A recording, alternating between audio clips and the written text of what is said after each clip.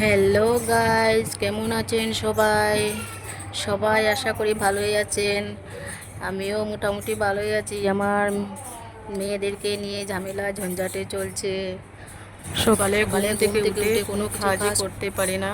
ওর জন্য ও ভীষণ যন্ত্রণা করে নেই। ওর বাবা গেছে মিহিট আনতে। ও মিহিট আনার পরে রান্না করব। ওকে নিয়ে গেলে ও দেখি কি সবজি করা যায়। আমি অল্প পেঁয়াজ কুটি কেটে নিলাম, আদা কাঁচা লঙ্কা ব্লেন্ডার করে দিলাম। তারপরে ওদিকে কলার মোচা চিকেন নিয়ে এসে গেছে। এখন পকোড়া বানাচ্ছি। আর আলু পেঁপে ওগুলো কেটে রেখেছি। পকোড়াগুলি ভাজা হওয়ার পর আমার মেয়েকে দিলাম খেতে। আমি অল্প ভিডিও করলাম। ও বলছে কি, আমার দিকে দেখা যাচ্ছে না, মোবাইলটা ওদিকে ঘুরিয়ে দাও। ও ভীষণ ভালোবাসে চিকেন পকোড়া। আজকে ঘরেই বানিয়ে নিলাম চিকেন পকোড়া। তো দেখা যাক কি হয়। চিকেন পকোড়া খাওয়া শেষ হওয়ার পর চিকেন পকোড়া খাওয়া শেষ হওয়ার পর পকোড়া খাওয়া শেষ হওয়ার পর ফ্রাই বানিয়ে নিচ্ছি। চিকেন ফ্রাই বানিয়ে নিব। তো চিকেন ফ্রাই বানানোর জন্য আমি মিটগুলির উপর দিয়ে দিলাম মশলা। আমি খুন্তি দিয়ে ওগুলো নাড়াচাড়া দিতেছি। হাত দিয়ে দিলে ভালো হয়, তবে আমার মেয়েকে ধরলে ওর ঝাল লাগবে, তাই আমি খুন্তি দিয়েই নাড়াচাড়া করছি।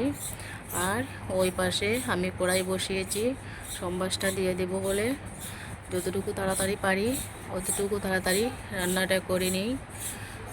আমার মেয়ে কান্নাকাটি করছে সামনে দিকে, তো ওকে রেখে কোনো কাজই করতে পারি নাই। আমার দিনটা ওরকমই যাচ্ছে। তো দেখা যাক। তরকারিটা ওদিকে হতে থাকলো।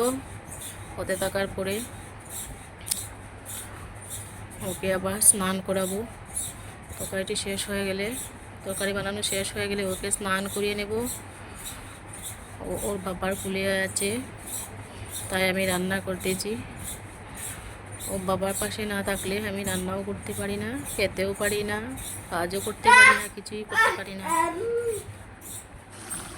ওইদিকে প্রায় চিকেন ফ্রাই হয়েই গেল, অল্প কতটুকু বাকি আছে।